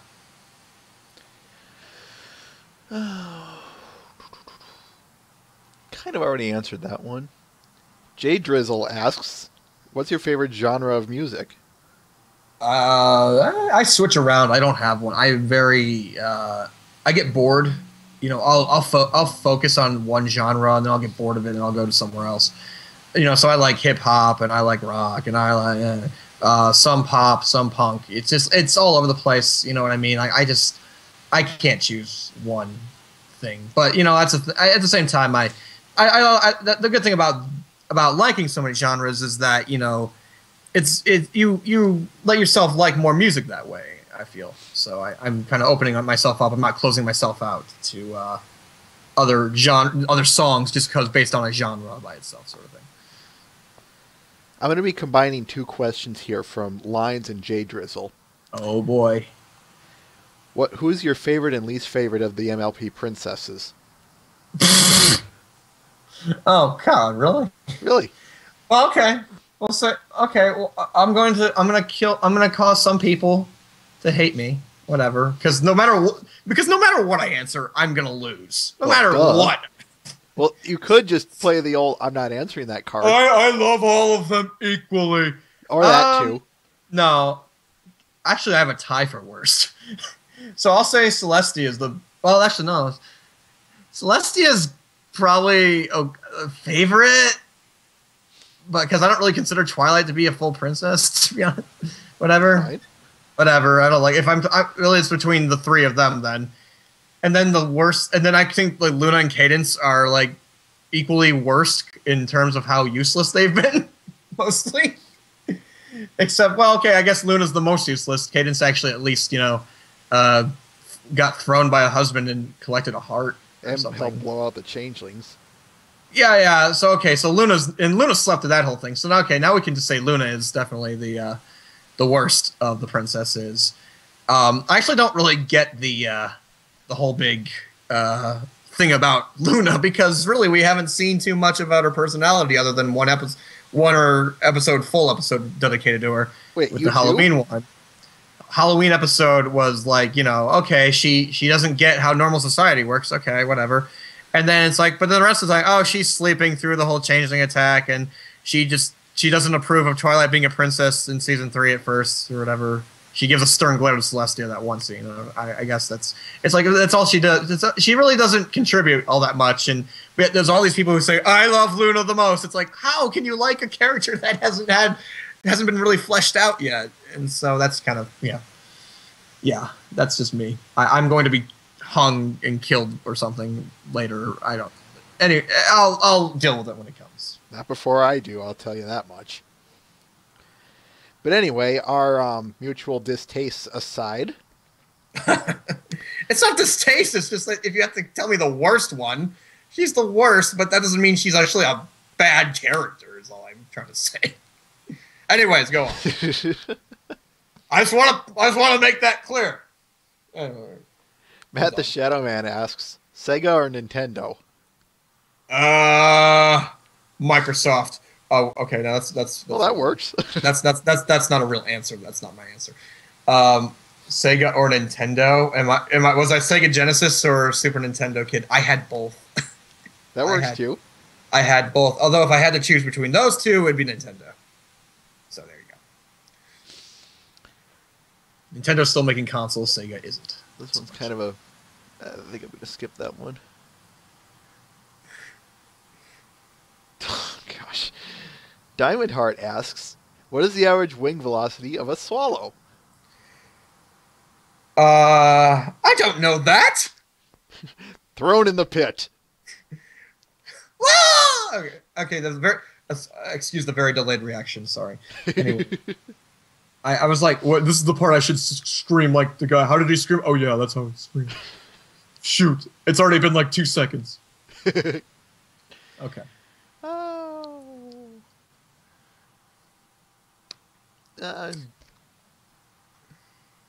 Don't know how I can really ask that one. Gogo asks, do you like pie? Yeah. He also asks, do you have a least favorite song? I have not been too into the season 4 songs. Mm-hmm. And part of that is because I've not yet I've not rewatched episodes, and that's usually when a song will kind of embed itself for me. The Generosity song just was really forgettable. Like, okay, Rarity's generous, whatever. We already knew this. And I'll say let's go to established songs, I guess, for me. Then that would probably be better. Least favorite? That's hard. That's difficult. That is actually really difficult. Crap. Because they're all good in some way or another. Here, I don't know. Let's do Hop, Skip, and Jump and just call it that, even though it's not like technically a real song. I don't care. We'll go with that. Let's see. Excuse me. Mr. Ben asks, if you could redo or change anything about any of the anthologies, what would it be? If I could read, well, we'd have movie contracts.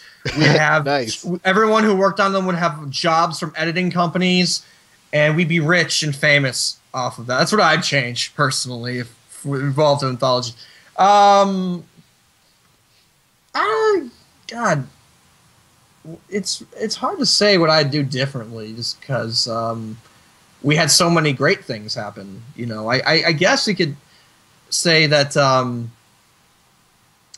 that if we, like I said, we had more community interaction for 2 or more support during 2, that might be something I would have suggested had I been more privy to the management of it. That's what but we ended up doing it for the 3rd one, so that's why we did it.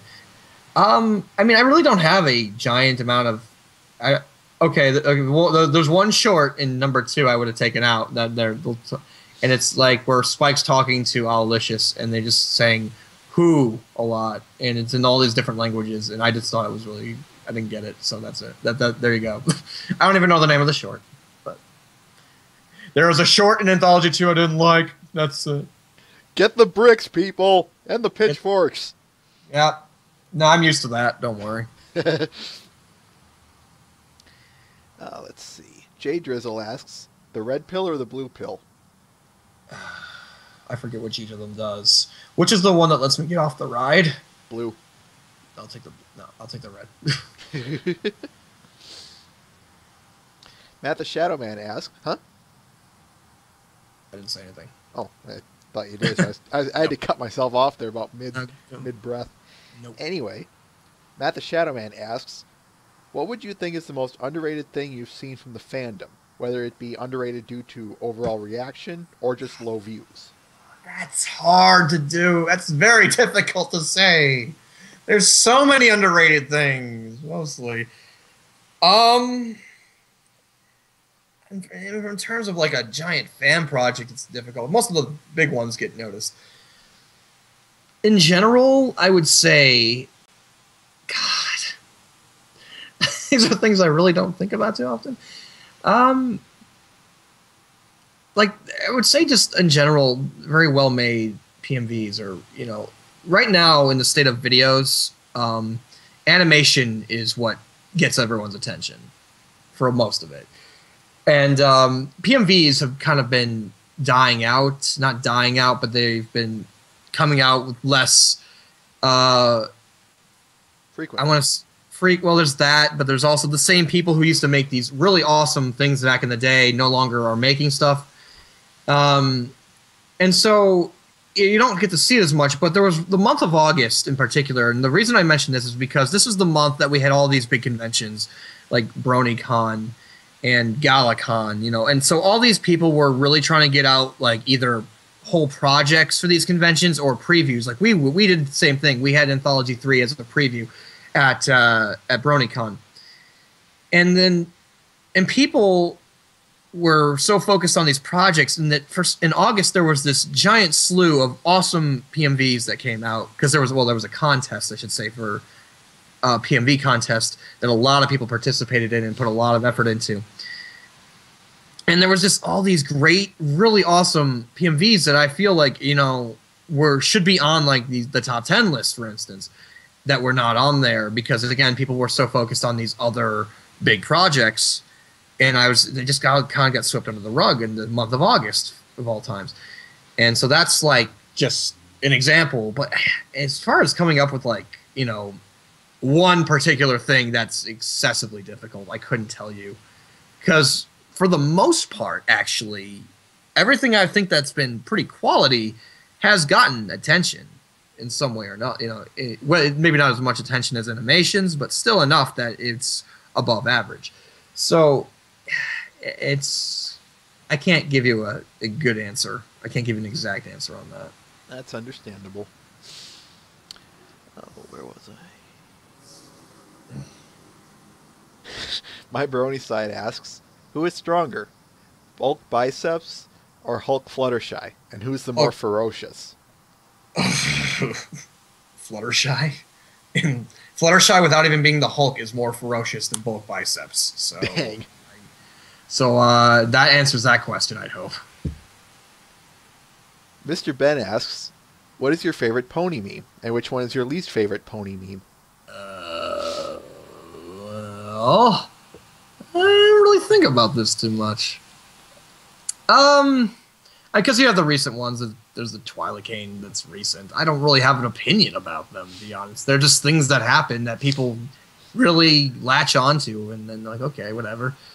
I'll say that there's a recent meme coming out that I like that is, you know, the latest episode where it has Derpy, you know, walking into the room of the hospital bedroom, and people started actually lip syncing her to various things, and I enjoy that. So there's that we can call that something I like.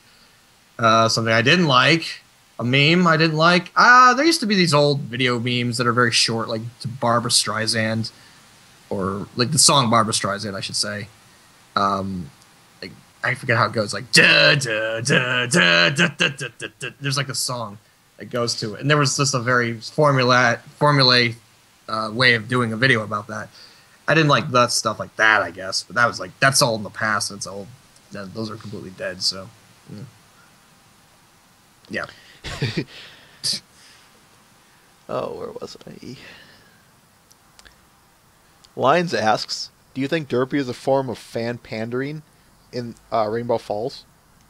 Ooh. Yeah, a little bit, I'd say. Slightly. They know, the writers and the staff, they know about the connection that the fans have to that. So when they consciously made the decision to make her a more prominent part of the episode, they knew what they were doing. Exactly. At the same time, they kept it about as subtle as you can get. Correct me if I'm wrong, but I don't think they actually gave her any lines, right? They didn't, which actually disappointed me.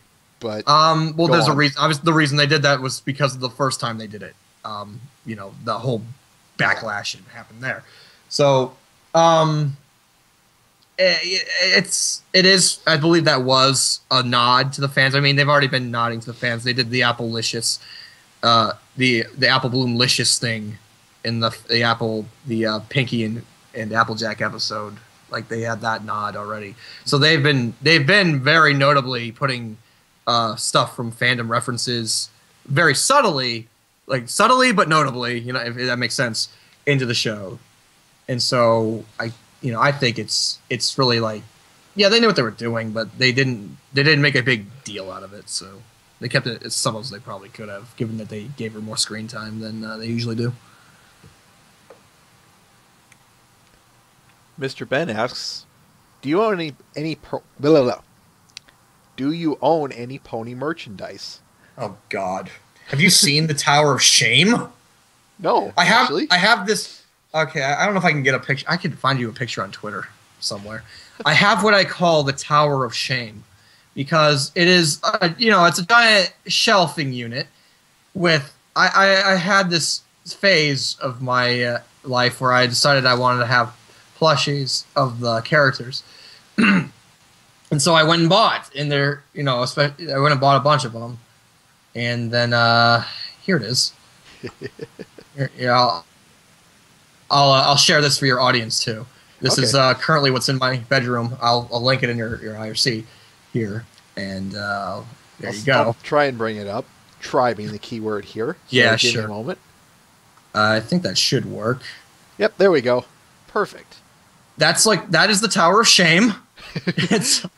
And that's not even all I have. I have a lot of artwork. I have, buttons on my refrigerator. Like, I put magnets on the buttons that I get from conventions, and I put them on my fridge. Stuff like that. So there's stuff all over my apartment. All over the place. I don't have a problem. I need more ponies. Yeah, I've kind of gotten past that phase. I'm now in the phase of I need to get rid of stuff. So now I'm like, for the artwork I have, a lot of it I'm going to be donating, I think, to a convention charity thing, like, some point. Or I'll just walk around a convention and just seriously with a folder of art and just give art to random people and just walk away and not care. Like, here, have this, and I'll walk. And it just doesn't matter to me.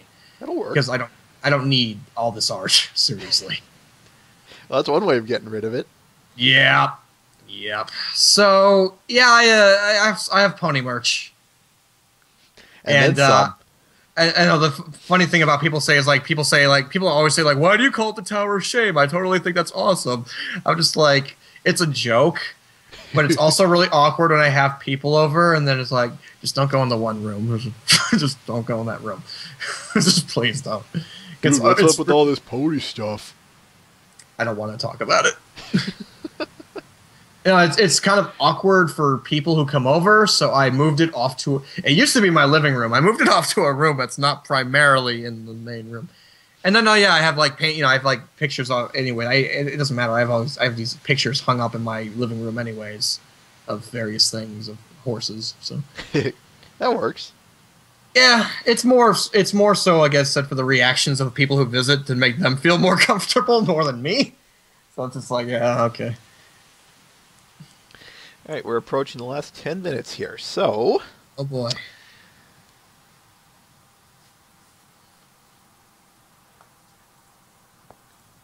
Mr. Ben asks, speaking of BronyCon, are you planning on attending any conventions this year? Yes. Which ones? We'll start in April. I'm going to be going to BabsCon in San Francisco. And then there's going to be a con about 10 minutes from where I live in Minneapolis, MLP, MSP, which is they just announced Living Tombstone is going to be there last night, actually. So there you go. Nice.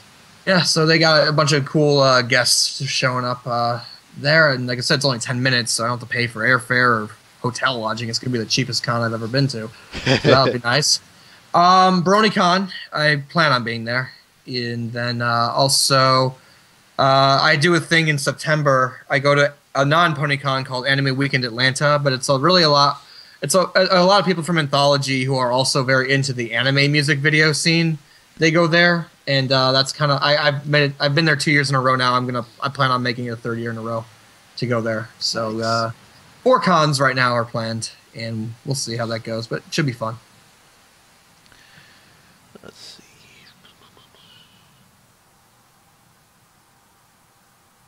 Some of these questions you have to filter through, so bear with me here. Oh, no problem.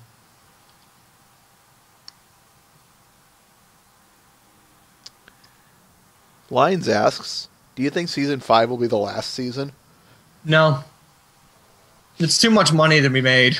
Like, in all honesty, I think that they're going to keep going with as long as there's money to be made. And, yeah, I think they're going to go past. We're already getting Equestria Girls, too. Yay. But Season 6, I think, is a definite possibility. What was I just going to say? Oh, I got a bit of a weirder question for you. Do you think the 100th episode will be something a little bit special or something? When's that? Is that this season that's going to happen? That would be Season 5, Episode 9, actually. Okay, I don't know. That's up to them. Why? Sure, why not? They can make it an all-musical episode. I don't know. I sometimes shows do that, sometimes I don't. I would think that maybe that they're savvy enough that they might do something for that, yeah. I have a few of my own questions I didn't get to in the first hour. We've ran out of audience questions, believe it or not. That's a first. That is a first in a very long time. Oh boy, I'm not interesting enough to keep asking questions for. That's what you're saying, right? No, it's I'm joshing you. I know. I'm just dashing you, Josh. Okay. Come on, Josh, you're dashing me. Mm-hmm. So you've seen those too, eh? Oh yeah, that's the guilty pleasure I have. Those YouTube poops. Those are. Yeah, I know. Oh, those aren't a guilty pleure. Those are my guilty. Those are my guilty pleasure. That's what I'm not supposed to like them, but I love them. Okay. Look at it this way: those things are very colorful with their editing. I know. That's why I appreciate that. Tell us about post my video, your own show. Okay. So that's a podcast we've been doing. It'll be a year in about a month. In about a month's time, we'll have been doing it a year. And it's me and Brony Vids, my friend BVids. We've been on Everfree Network doing a podcast, just talking about videos from the fandom and the community, doing interviews with people from who make videos. Yeah, I mean, it's really kind of half-assed. We really don't we don't take it very seriously. It's just us cracking jokes most of the time, and it's really just us having fun. And like I said, that's the base of it all. It's the bottom line is to have fun with it, and it's just we're just chilling out watching videos. It's about as simple as a concept as you can get, and that's it. It's I don't know. I've run out of things to say about it. I mean, what's the content of it composed of? Okay, sure. It's mostly it's obviously fan animations and fan PMVs. Anything most videos related to the fandom in general that are of a like I said, we have to keep within guidelines of a radio broadcast, so we don't excessively swear. Most of our content we keep a PG-13 rated at the most, and we just don't show anything that's excessive like that. But yeah, like I said, most current fan animations and PMVs and whatnot. Nice. When does it air? Thursdays, 8 p.m. Eastern Standard Time, only on Everfree Network. There you go, Draft. There's your plug for your network. Whatever. Oh. He didn't tell me to plug it in. He's just like, whenever you do interviews, always plug the network. Also, my final draft impression always sounds like this, and he doesn't sound anything like this anyway. That sounds like a Darth Sidious, almost Darth Sidious impersonation there. Sure, we'll call it that. Yeah. Where was I? Do you interview people on there? Yeah, like most recently we interviewed Mystery Ben, and we've done other people, like we've interviewed Cher Clap Pones, or just really Griffin, the one guy from Cher Clap. Mostly animators, PMV artists. We've done various interviews. Most of the time we just do content, but every couple of weeks we'll have someone do an interview and talk about their work. You say you post content and show videos. I have to ask you, as a fellow content sharer myself, what is the one video that you have been the most proud to show? What was your favorite one to show? That I made, or have just been that I showed through top 10 or post my videos? Could you clarify? On post your videos. Okay. What is I'll ask both. I'll ask it as two questions. Sure. So, what is the one video that you have made, regardless if it's in Anthology 2 or 3, or just your own video? If you made it, what of your videos that you have made have been your favorites? Okay, so we'll start with that. There's two that kind of stick out to that question. One's called Candlelight City Theme. I mentioned it briefly. It's the video I put the most amount of work in it for any video I've ever done, and so I'm very proud of that. And the other one was it was a Dr. Horrible PMV. It was Freeze Ray. The Twilight. I called it Dr. Adorkable because it was Twilight as Dr. Horrible, and Twilight's Free is called Twilight's Freeze Ray.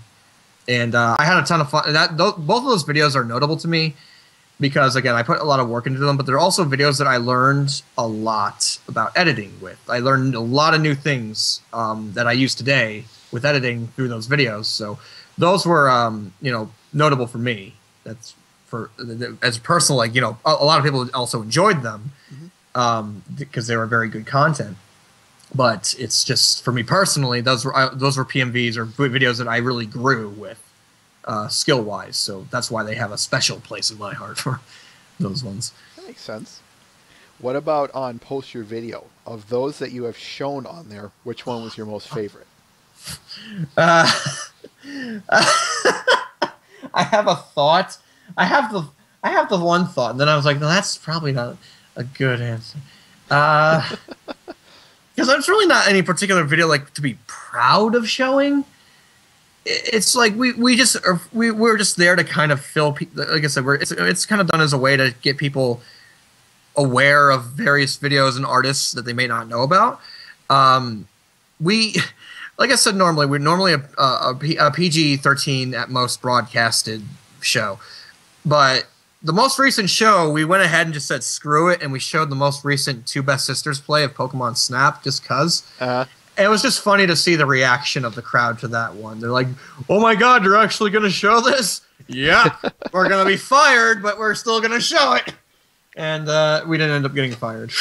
But anyways, we didn't even get talked to sternly by anyone. No, but we had more. It was fun. Like we were. It was like that's like the one that's like more different, I'd say, than any other. I couldn't say that we were proud to show any one video over the others, but it's fun. The video I enjoyed showing to an audience the most. That'll work. Is the one, of course, that was the taboo one we weren't supposed to show. So there you go. Risque, eh? Yeah. Just with language, sure. All right. Well, we have hit our 2-hour mark. So, JHaller, do you have any final words for the audience here? Thank you very much for showing up and being interested in what I do. I guess it's really humbling when people actually are interested in what you make and want to see you make more of it. So, thank you guys for showing up and asking questions. I will ponder the mysteries of the Klondike Bar furthermore, and maybe I'll get back to you on that at a later time. But yeah, no, I just say thanks for showing up and being interested in general, and I hope we can continue to keep you guys interested. Cool, I like that. All right, then for all of us, I'll sign off here. JHaller, don't go anywhere. I still have a few things for you. Oh boy! But for everyone else, we want to thank you for joining us on this special Wednesday episode of Babble with Bronies. Been a long time since we've done them, and we appreciate your enthusiasm. We will still be doing our usual Sunday episode. Stick around for that. Same time, same place, same everything. We'll be reviewing Family Appreciation Day. We did get that corrected, folks. Family Appreciation Day. So, stop on by Sunday, the 26th at 4 o'clock Eastern Standard Time. Until then, I want to thank everyone for stopping by. For myself, Mr. Ben, and Twilight is Magic, we want to say farewell. Bye! I had to always give it that 20, 30-second stream of delay, so hold the phone for a moment.